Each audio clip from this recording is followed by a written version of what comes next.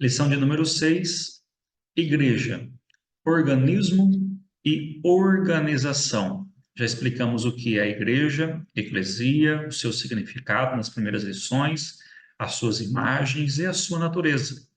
E hoje nós vamos aprender sobre o organismo, que é a igreja invisível, e a organização, que é a igreja visível. Todo o organismo tem que ser organizado. Nosso textuário está em Atos, capítulo 6, o versículo de número 3.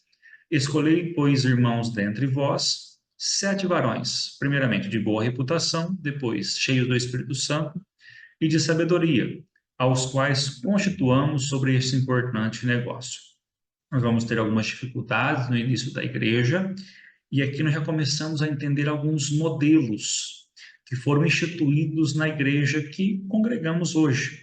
A verdade prática diz assim: a igreja é um organismo vivo, contudo, como toda estrutura viva, precisa ser organizada. Nós temos aqui o textual para dizer que havia uma necessidade e houve agora uma organização para trabalhar nesta necessidade. A leitura bíblica em classe está em Atos, capítulo 6, versículo 1 ao 7. Aqui está a instituição do diaconato. Havia uma murmuração dos gregos contra os hebreus, porque suas viúvas eram desprezadas no ministério cotidiano. Quando isso acontece, os apóstolos estavam ali orando, estavam ensinando a palavra, colocando o fundamento de Cristo. Eles estavam ali comprometidos com isso. E acontece essa dificuldade na igreja. Alguns modelos começam a aparecer na igreja primitiva. E eles vão dar ali o poder de escolha para o povo. E o povo reconhece o que eles vão pedir, a reputação, precisa ser cheio do Espírito Santo e ter sabedoria. Foram colocados ali 7 homens, e isso agradou muito a multidão, porque eles realmente simplesmente reconheceram o que aqueles homens estavam fazendo ali na igreja. Então, houve ali uma decisão do povo, mesmo tendo os apóstolos. Nós vamos ver que esses modelos lá na frente vão ser bem trabalhados e explicados. Eu vou explicar de uma forma bem simples sobre 3 modelos e qual é o nosso nos dias de hoje da Assembleia de Deus. Palavra-chave: organização e organismo. Ponto 1. Aprofundar o entendimento acerca da igreja, enquanto corpo de Cristo, como um organismo ordenado. Depois nós temos, ponto 2, compreender, por meio do exemplo da igreja primitiva, a necessidade da organização para uma igreja viva e saudável. 3, aprender sobre as principais formas de governo da igreja, segundo a tradição cristã e a escolha do modelo de nossa igreja. Eu sou o pastor Edivan Campos, congrego aqui na Assembleia de Deus, Ministério do Belém, em Ribeirão Preto, e contribuímos aqui com um simples comentário para as lições bíblicas CPAD. Os nossos slides estão à sua disposição. Basta você clicar no link que está aqui embaixo do vídeo e você entrará no portal Pastor Edivan Campos, onde você pode baixar o seu slide, tanto em PDF como em PowerPoint, fazer as suas alterações. Que Deus abençoe grandemente a sua vida. Se você ainda não se inscreveu no canal, faça isso e você receberá também os nossos próximos vídeos. Estou aqui para abençoar a sua vida através desse ensino. Vamos então à nossa introdução. A introdução diz assim: nesta lição, vamos conhecer a igreja como organismo e uma organização. Veremos que não existe função sem forma, nem organismo sem organização. Isso nos ajudará a evitar os extremos. Uma igreja sem nenhum tipo de liderança visível, ou uma igreja estruturada em um institucionalismo rígido, que acaba por sacrificá-la. Nós vamos entender estas partes aqui dos extremos um pouquinho à frente, mas eu gostaria que você imaginasse assim. Nós temos uma imagem da igreja que é o corpo, e eu quero já pensar com você, que quero que você levante as suas 2 mãos, mão direita e mão esquerda, e imagina que elas fossem os seus pés, aqui no lugar da mão. E lá nos seus pés fossem a sua mão. Como você levantaria e andaria agora? Provavelmente você teria que virar em uma bananeira, né? Que a gente usa quando a pessoa vira e anda com as mãos no chão, usando essa expressão. E como você iria comer? se as suas mãos estivessem lá no lugar dos pés? Como seria isso? Você já percebeu que Deus fez tudo perfeito no nosso corpo? E agora a igreja, como organismo, é uma imagem que o corpo ela é perfeita. Mas é necessário também agora uma organização. E é isso que nós vamos aprender nesta lição. E na introdução já é bem claro que é difícil, que dificilmente uma igreja não tem uma liderança, mas também nós temos que ter cuidado com a liderança e ver se alguma coisa não entrou dentro da igreja, a não ser a mente de Cristo. Nós vamos trabalhar nessa lição com esses pontos. Conheceremos também os três principais sistemas de governo adotados na tradição cristã ao longo dos anos, em qual os quais deles a nossa igreja se enquadra. Qual que é o modelo que nós adotamos para a nossa igreja? Sublinhamos que nenhum desses modelos de governo eclesiásticos é mau em si mesmo. Porém, como tudo que é humano, estão sujeitos a acertos e erros. Portanto, o padrão exposto no Novo Testamento deve ser buscado como parâmetro. Nosso autor já deixou bem claro. O problema aqui não é o modelo de governo. O problema é o ser humano que trabalha de uma forma errada dentro desses modelos. Mas os modelos eles não são mal em si mesmos. Eles têm ali as suas especificações, eles têm o ponto de vista ali que a Bíblia nos traz. Agora, será que pela mente humana esses modelos não estão saindo da sua verdadeira função? Isso nós vamos aprender na lição de hoje. Capítulo 1, a estrutura da igreja cristã. Ponto 1, a igreja como organismo. Quando você vê alguém e você vê o corpo, automaticamente nós dizemos, olha, é um corpo. Só que esse corpo, ele é uno, quando nós olhamos, mas também ele tem uma diversidade que traz a unidade. Imagina então, se os olhos estivessem para o lado de cima da cabeça, a orelha estivesse abaixo dos braços, seria muito estranho. Então, quando nós olhamos essa diversidade de órgãos, ela constitui um ser vivo.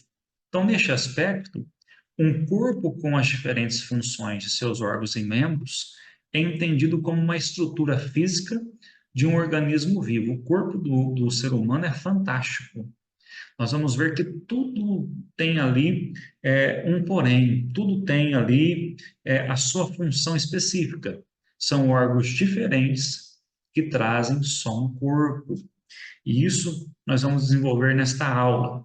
Metaforicamente, não é uma meta fora do assunto, nós vamos ver que Paulo apresenta o corpo de Cristo, e ele tem uma meta ali fora daquela imagem do corpo, que é para que os irmãos ali, por exemplo, de Corinto, eles entendessem realmente que nós somos diferentes.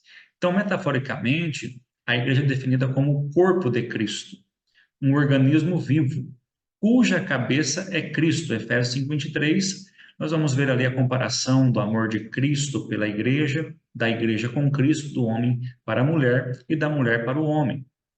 Mas, metaforicamente, como a igreja é um corpo, essa imagem está nos ensinando algo, toda a igreja tem que ter a mente de Cristo, o fundamento, os princípios. Nós temos que ter um sistema organizado de pensamento. Não pode aparecer qualquer homem dizendo o que é a igreja. Não pode aparecer alguém e dizer, eu estou aqui fundando um trabalho novo e isso é igreja. Não existe. O fundamento, a mente é de Cristo.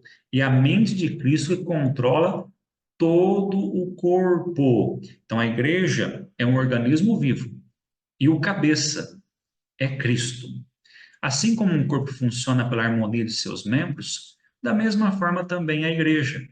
Os membros não existem independentemente um dos outros. Portanto, como o corpo místico de Cristo, a igreja existe organicamente, ou seja, há uma harmonia nos membros, entre o coração, o sangue, as veias.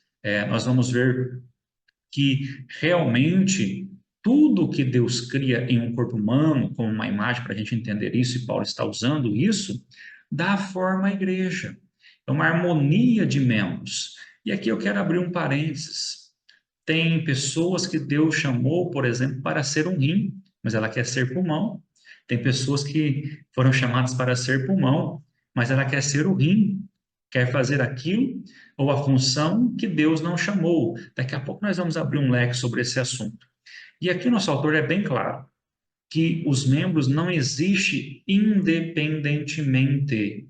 Ou seja, você sozinho, eu sozinho, não sou igreja. Nós não somos igreja se estivermos fora do corpo. Se eu pegar a minha mão aqui, cortar a minha mão e lançar ela longe de mim, essa mão, com o tempo, ela vai se apodrecer, ela vai morrer. Agora, se a minha mão está no meu corpo, aí sim, essa mão faz parte do meu corpo. Uma pessoa fora do corpo de Cristo, ela morre. Ela não faz parte do corpo. Então, eu não sou igreja sozinho. Nós somos igreja quando nós estamos no corpo de Cristo. Então, a igreja existe organicamente. Capítulo 1.2, a igreja como organização. A forma de organização da igreja primitiva era simples, todavia existia. Por exemplo, a igreja seguia a liderança centralizada dos apóstolos, os apóstolos que colocavam o fundamento, os apóstolos que ensinavam quem era Cristo, o que ele fez, a sua morte, a sua ressurreição, os seus princípios. Então, temos um fundamento. Era uma organização no início simples, mas existia, porque não existe um organismo sem ser organizado. E a liderança era centralizada nos apóstolos.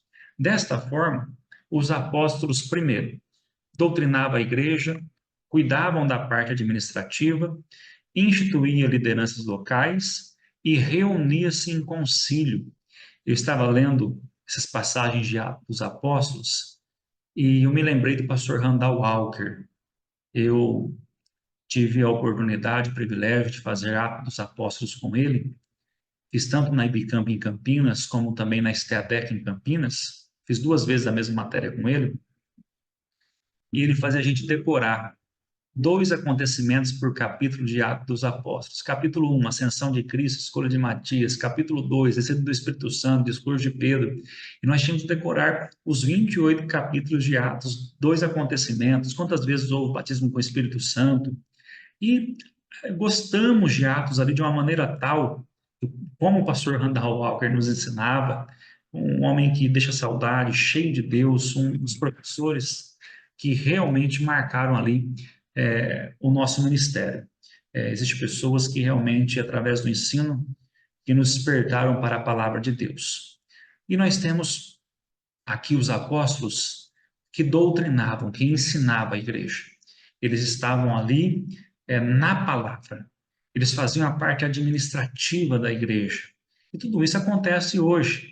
Atos 2:42 vai dizer que eles doutrinavam a igreja. Eles perseveraram na doutrina. Doutrina é ensino. Eles estavam ali ensinando constantemente a palavra de Deus, o fundamento que é Cristo. Eles cuidavam da parte administrativa. Nós vamos ver aqui uma dificuldade das pessoas no início da igreja que se convertiam, perdiam o trabalho, eram rejeitados pelos judeus. Barnabé, ele vai vender uma casa e vai depositar aos pés dos apóstolos, e ali eles vão administrar isso para abençoar pessoas. Depois nós temos aqui que eles instituíam lideranças locais. Eles delegam ali as pessoas em Atos 6 para escolherem os 7 varões ali, mas eles que abençoam essas pessoas, instituem eles. Atos 14:23, os anciãos estavam sendo colocados na igreja. Depois nós temos aqui o concílio. O concílio, ele se desenvolve ali, tem o seu fechamento no versículo de número 29, Atos 15:29, onde Paulo, Barnabé, os anciãos, os apóstolos, eles se reúnem para ver como será o procedimento da igreja, principalmente com aqueles que não eram judeus. aqueles que estavam aceitando a Cristo como Salvador no início da igreja. Então, a igreja, ela tem sim a sua organização, ela tem sim a sua liderança instituída desde o seu início. Por outro lado, precisamos diferenciar uma igreja organizada de uma igreja institucionalizada.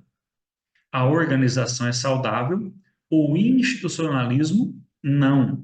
Então, há uma organização, ok? Essa organização ela é bíblica, mas uma igreja institucionalizada, ela pode ter a mentalidade humana, ela pode ter a infiltração de um pensamento que não é de Cristo, e também nós podemos ter uma interferência, por exemplo, do Estado dentro da igreja. A organização permite à igreja, como estrutura social, se movimentar. O institucionalismo a enrijece e a neutraliza. Uma igreja organizada se mantém viva, uma igreja institucionalizada caminha para a morte. E nós temos uma estrutura social. E isso é a igreja organizada. E aqui nós temos algumas palavras que por muito tempo a gente escuta algumas coisas. Por exemplo, somente quem é da Assembleia de Deus vai para o céu. Cuidado! Nós temos pessoas no corpo de Cristo, na igreja, como organismo de todas as línguas, de todas as nações. E agora nós temos que entender uma coisa, vou deixar bem claro aqui. A igreja, como organismo, ela não depende de ninguém, de nada. Por si mesmo, ela vive. Em qualquer lugar da face da terra, a igreja, como organismo, ela não depende de nada e de ninguém. Deu para entender? É Cristo que é a mente desta igreja. Agora, nós vamos ver uma outra parte, que nós temos a organização. A organização da igreja nos traz um CNPJ. E um CNPJ nos traz responsabilidades. Por exemplo, quando existe um lugar, um salão ou um templo, como falamos, esse templo aí ou esse salão tem que ter um extintor, como todos os lugares tem que ter, onde tem um ajuntamento de pessoas, tem que ter uma luminária de emergência. Como organização, nós temos que ser responsáveis. Nós temos que respeitar o horário do som alto, até que horário que pode fazer ali o culto. Como organização, nós temos o CNPJ. E o CNPJ, que nem por exemplo, no Brasil, depende do Estado.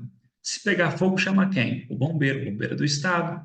Se houver ali um acontecimento, um roubo, alguma coisa próximo ou na igreja, eles chamaram os policiais.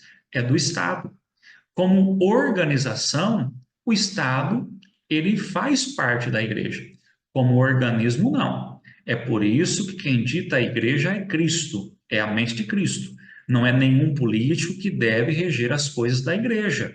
Nós temos alguns irmãos que realmente se converteram, estão na política, mas quem rege a igreja não é político. Quem rege a igreja é Cristo, é a mente de Cristo, não é palavras de autoajuda, é realmente Cristo. Então, a igreja, ela é uma organização. E realmente, dentro da organização, nós dependemos, sim, de muitas coisas burocráticas que encontramos hoje para sobreviver na Terra. Agora, uma mente humana não pode dirigir a igreja. Capítulo 1, a estrutura da igreja cristã. Ponto 3, organismo e organização. Vimos que a igreja, como o corpo de Cristo, é um organismo vivo e uma organização. Ela existe como organismo e como organização. Nesse aspecto, podemos dizer que não há organismo sem organização. Todo organismo precisa de organização, mesmo as estruturas mais simples. Então, a igreja, ela é o corpo de Cristo, um organismo vivo, mas também uma organização. E qualquer organismo precisa de ser organizado. Nós já vamos ver que o nosso autor coloca uma preocupação. Alguns acreditam que a igreja existe somente na forma de organismo e rejeitam toda forma de organização para ela. Então, por exemplo, para essas pessoas não deve haver liderança ou estrutura alguma.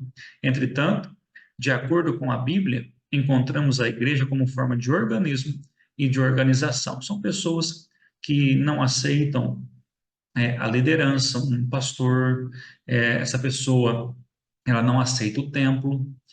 E quando nós olhamos isso, nós vamos ver que a igreja tem sim a sua liderança formada no seu início, ela é um organismo como o corpo de Cristo, mas também na igreja primitiva, ela forma ali uma organização. Capítulo 2.1, no seu aspecto local. No contexto do Novo Testamento, a igreja existe localmente como comunidade organizada. Dessa forma, a igreja que estava em Roma, em Corinto, em Éfeso, como um organismo vivo, a igreja do Novo Testamento era organizada. Paulo, ele deixa líderes na igreja, ele envia Timóteo, ele coloca Tito como bispo, enfim, como supervisor, ele realmente coloca ali pessoas, os anciãos foram separados, nós vamos ver em Atos, para estar na frente desta igreja local. E aqui é um modelo. Por regiões, havia alguém na frente do trabalho. Começamos a entender, então, que sim, ela tem um aspecto local, como organismo e também como organização. Por exemplo, ela se reunia, Atos 2:42, eles estavam orando juntos, repartindo o pão, estavam ali aprendendo a palavra.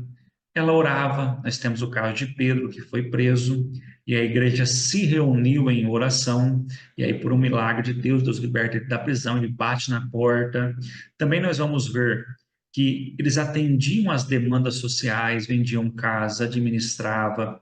Depois, temos a instituição do diaconato, nós temos as lideranças ali sendo elegidas, os anciãos ali estavam sendo colocados na frente dos trabalhos, os missionários agora estão sendo enviados, ou seja, todo esse organismo ele está crescendo de forma organizada. Eu vou fazer um pensamento com você. A igreja começa com organização. Tinha 120, eles estavam orando, estavam reunidos no mesmo lugar. Eles estavam reunidos no mesmo lugar significa que eles estavam buscando a mesma coisa, o mesmo espírito e estavam ali com o mesmo sentimento. Nós vamos ver que a igreja realmente ela tem todos esses pontos bem claros para nós. Foi necessário sim uma liderança, foi necessário sim um ajuntamento, foi necessário sim enviar missionários, separar diáconos, ou seja, foi tudo muito bem organizado. Capítulo 2.2, no seu aspecto litúrgico e ritual. Toda a igreja organizada possui sua liturgia e rituais. A organização, portanto, é necessária para uma igreja viva. Uma igreja organizada, por exemplo, mantém a decência e a ordem no culto. Nós já falamos um pouquinho na lição passada, mas nós sabemos que todos os dons espirituais servem para edificar a igreja, não para destruir a igreja. E uma igreja, quando está cultuando, ela está cultuando de forma racional.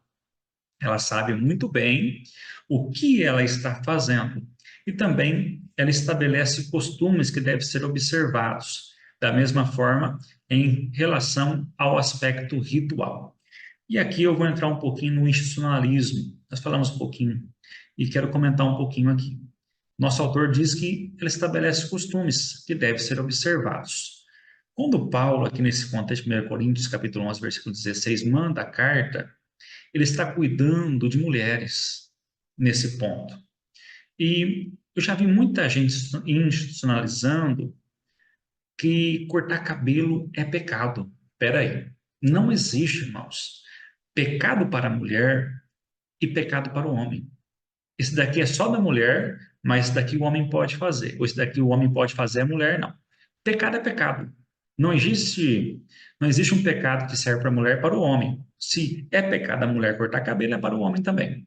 O que estava acontecendo nesses costumes? As mulheres que serviam como sacerdotisas no templo, em Éfeso, em Corinto, elas estavam ali fazendo orgias.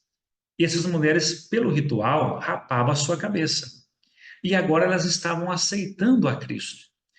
Então Paulo fala, olha, cobre a cabeça com véu para não aparecer até o cabelo crescer, no caso. E aí criou-se uma doutrina do véu, institucionalismo. E aí criou-se uma doutrina que não poderia cortar nem a ponta do cabelo, institucionalismo, uma mente humana. Não há respaldo bíblico para isso. Agora Paulo vai dizer que tem um costume. A mulher tem o seu cabelo crescido e o varão não tem o seu cabelo crescido. Paulo fala de um costume que é digno ao homem ter o rosto descoberto. Imagina que uma mulher se converte, sendo sacerdotisa do templo, ou costume da cidade, ela está indo à igreja sem cabelo. Automaticamente alguém vai dizer, é uma sacerdotisa e ela está praticando aí os rituais da cidade. E Paulo fala, deixa o cabelo crescer. Então é um costume. Nós temos nossos costumes na Assembleia de Deus e bons costumes. Nem tudo é pecado, é costume. Mas temos institucionalismo de muitas coisas. Tem igrejas que a mulher não pode, por exemplo, rapar a sua axila. A mulher parece um urso. Coitado do marido, coitado do marido. E também temos aí algumas coisas que aconteceram, como o institucionalismo, a mente humana, alguma coisa infiltraram da mente humana. Temos alguns campos disso acontecendo. Por exemplo, não se podia assistir televisão. Irmãos, realmente a televisão, o celular, se você usar pelo lado mal, é terrível. Mas quando você usa pelo lado bom, é ótimo. É uma ferramenta para ganharmos almas para Cristo. E muitos pastores que não aceitavam na pandemia ficaram na mão de meninos que já mexia, que já sabia postar um vídeo, já sabia segurar uma câmera ou celular, e começaram a transmitir os cultos por causa da pandemia. E aí não era mais pecado? Então tem coisas que é da cabeça humana, tem coisas não, que é da mente de Cristo. E isso permanece para sempre. Então nós temos a nossa liturgia. Qual que é a liturgia que nós seguimos na Assembleia de Deus? Oração, hino da harpa, leitura da palavra, os conjuntos cantam, nós temos alguns louvores, grupo de louvor, palavra. Essa é a nossa liturgia, oração final pelos enfermos, pela família, para aqueles que estão aceitando a Cristo, voltando para Jesus. A gente batiza, a gente serve a ceia. Nós temos a nossa liturgia baseada na palavra de Deus. Na igreja primitiva, batizava os crentes em águas e realizava a ceia do Senhor. Tem igreja que as pessoas estão cantando sem batizar, estão nos grupos sem batizar e não tomam ceia. E quando erram, não tem como tratar, porque nem membro do corpo de Cristo é. Então, a pessoa, primeiramente, ela aceita Jesus como Salvador e logo já desce as águas batismais. Não tem nada que impeça uma pessoa decidida por Cristo a descer as águas batismais. Pode cantar bem, pode falar bonito, mas se a pessoa não aceitou a Cristo, dificilmente esta pessoa vai descer as águas batismais. Então, depois que a pessoa desce as águas batismais, ela faz um compromisso com Cristo ali publicamente, já fez no seu coração, agora publicamente, e agora ela vai tomar a ceia do Senhor até a volta do Senhor. Capítulo 3.1. O governo da igreja nas diferentes tradições cristãs. Nós temos aqui o primeiro, modelo episcopal. Essa palavra traduz o grego episcopos e aparece algumas vezes no Novo Testamento. Atos 20, 28, 1 Timóteo 3, 2, Tito 1, 7. Atos 20, 28, olhar para si mesmo, para apacentar o rebanho, ou seja, nós temos ali uma liderança que está liderando o rebanho. Timóteo e Tito recebem de Paulo, olha, vocês sejam irrepreensíveis, que a sua suficiência esteja em Deus. E aí Paulo vai dar ali os requisitos de um bispo, de um supervisor, com a família, com as pessoas, consigo mesmo. Então nós temos um modelo episcopal. Professor Divan, de uma forma bem simples, o senhor pode explicar o que é o modelo episcopal? Sim, o modelo episcopal é um que governa sobre todos, ok? Por exemplo, Tito era supervisor e ele comandava ali a região que ele estava. No contexto atual, o episcopalismo defende que Cristo confiou o governo da igreja a uma categoria de oficiais denominados de bispo ou supervisores. Com o tempo, esse sistema passou a defender a primazia de um bispo sobre o outro e terminou culminando no papado romano. Esse modelo é seguido pelo catolicismo por algumas denominações protestantes e pentecostais. Então vamos lá, vamos entender isso. Modelo episcopal é um que governa sobre todos. Temos esse governo na Assembleia de Deus? O que você acha entre os pentecostais? Há alguém que comanda, que é supervisor? Então, há alguém liderando. No modelo pentecostal, nós vamos ver, por exemplo, o pastor presidente. O pastor presidente, ele faz parte aqui deste modelo, é um que governa sobre todos. Depois nós temos o modelo presbiteral, o ofício de presbítero. A palavra presbítero vem de ancião, homem experiente. O modelo presbiterial é um modelo que há um conselho entre aquele que está na liderança e entre o povo. Então, ela elege presbíteros para um conselho, há uma comissão. Há ali, como podemos dizer, um crivo, um conselho para tratar dos assuntos da igreja. Então, vamos lá. O episcopal é um que lidera sobre tudo. E aqui então, temos um perigo, porque se esse presidente estiver com a mente de Cristo trabalhando, a igreja será uma benção. Se esse presidente for um homem ganancioso, um homem vingativo, toda a igreja vai sofrer na mão desse homem. Deu para entender isso? Agora, se ele tem a mente de Cristo, se Cristo está com ele, o trabalho vai crescer, ele vai liderar, vai colocar líderes, dirigentes. Agora nós temos o presbiterial, que é um conselho entre o episcopal e o congressional, que nós vamos aprender agora.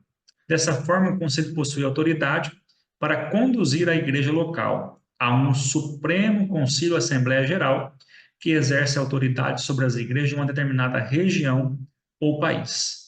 É o sistema seguido pelas igrejas reformadas e algumas igrejas pentecostais na América do Norte. Capítulo 3, o modelo congregacional. A prática de eleger os dirigentes da igreja local, no contexto do Novo Testamento, é visto em Atos, capítulo 14, e o verso de número 23, onde o povo vai escolher agora os seus líderes. Nesse atual sistema, o pastor é eleito pela Assembleia Geral da igreja local. Assim, as igrejas locais são autônomas nas suas tomadas de decisões, não estando sujeitas a nenhuma interferência que venha de fora.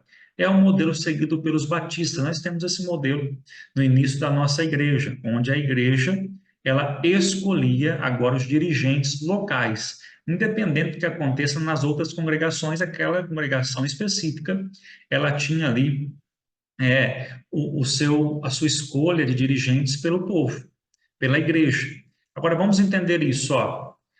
Episcopal, um governa sobre todos. Congregacional, agora a assembleia, o povo, agora vai escolher os seus líderes. Presbiterial, há um conselho entre tudo isso que vai tratar as coisas. E aqui nós temos o nosso modelo. Qual que é o sistema de governo da nossa igreja? No contexto norte-americano, as Assembleias de Deus se aproximam mais do modelo de governo presbiterial. Por um outro lado, no contexto brasileiro, nossa igreja reúne elementos de sistemas episcopal e congressional. Então, nós temos aí essa mistura, tá? Como já dissemos no começo, nenhum desses modelos é mal em si mesmo. O que manda é a mentalidade dos líderes, da liderança que está na frente do trabalho. Então, nós temos aí esse governo presbiterial, onde tem uma comissão, onde tem um crivo, e também nós temos o episcopal, porque nós temos pastores presidentes, temos agora pastores que realmente estão aí consagrando, levando pessoas a dirigir a igreja, mas também nós temos aí um pouco do modelo congregacional. Isso é mais para as congregações, onde temos algumas escolhas para fazer. Em todos esses pontos, nós temos coisas boas e coisas ruins. Coisas boas, se tudo for direcionado na mente de Cristo. Coisas ruins é quando um homem acha que ele pode definir a igreja sem a mentalidade de Cristo. Aí sim nós temos um perigo. É, portanto, agora um modelo híbrido. Isso porque até o início dos anos 1930, a Assembleia de Deus, por haver sido fundada por batistas, seguiu um modelo congregacional. Contudo, esse sistema de governo sofreu modificações a partir da criação da Convenção Geral de 1930, quando elementos do modelo episcopal foram somados a sua estrutura de governo. Nós temos até esse livro na CPAD, que é a História da Convenção Geral dos Ministros da Igreja Evangélica da Assembleia de Deus. Então, a partir dali, houve ali a implantação desse modelo episcopal, ter um líder, porque a igreja começou a crescer, ela começou a avançar o Brasil, começou a entrar nos estados, e agora esse modelo ele foi colocado na igreja também. Assim, no atual modelo de governo, em sua grande maioria, embora mantenha certa autonomia administrativa em relação à Convenção Geral Estadual, a quem são filiadas, as igrejas possuem um modelo de liderança regional e local centralizada. Por exemplo, a autoridade de estabelecer lideranças pastorais nas igrejas locais pertencem às convenções estaduais. Em alguns casos, essa função cabe a uma igreja sede, que preside sobre um conjunto de congregações locais e filiadas. Por exemplo, nós estamos falando de Assembleia de Deus. Nós temos o nosso líder, nós temos o nosso pastor-presidente, temos o nosso pastor da Convenção Geral da Assembleia de Deus no Brasil, pastor José Wellington Júnior, e nós temos também, por exemplo, os estados. Cada estado tem ali o seu presidente, tem ali o seu líder geral. Dentro do estado, esse presidente, esse pastor-presidente, ele vai dividir em regiões, por cidade, por pequenas cidades, um agrupamento de pequenas cidades, vai colocar um presidente lá, esse pastor-presidente daquela região que ele é colocado presta conta ao presidente. E os pastores que ali foram designados a esse pastor prestam conta a eles. E os obreiros da igreja prestam conta ao pastor. Então, há um modelo. Há algo que nós temos que entender que é organizado. Fora dessa estrutura, será que nós teríamos a Assembleia de Deus? Então, é necessário um líder, é necessário uma comissão e é necessário também a congregação. Agora, o nosso modelo, como já foi dito, é um pouco mais para o lado presbiterial. Agora, em todos os modelos, tem que ser exercido com a mente de Cristo. E a Assembleia de Deus, quando a gente estuda os seus modelos, a sua forma de agir, ela é bem organizada. Particularmente, eu gosto muito da forma que a igreja ela avança. Ela avança de forma organizada. Porém, muitos pastores realmente têm a mente de Cristo. Muitos pastores realmente estão trabalhando para o Senhor com o coração aberto, sendo fiéis às Escrituras Sagradas e à mente de Cristo. Porém, nós temos que tomar cuidado daqueles que querem trazer mentalidade humana para dentro da igreja. A conclusão diz assim: nesta lição, fizemos uma análise da igreja como organismo e organização. O que ficou claro é que as Escrituras destacam a igreja como um organismo vivo e organizado. Nesse aspecto, juntamente com os presbíteros e diáconos, o Colégio Apostólico dava corpo e forma ao ministério local da igreja neotestamentária.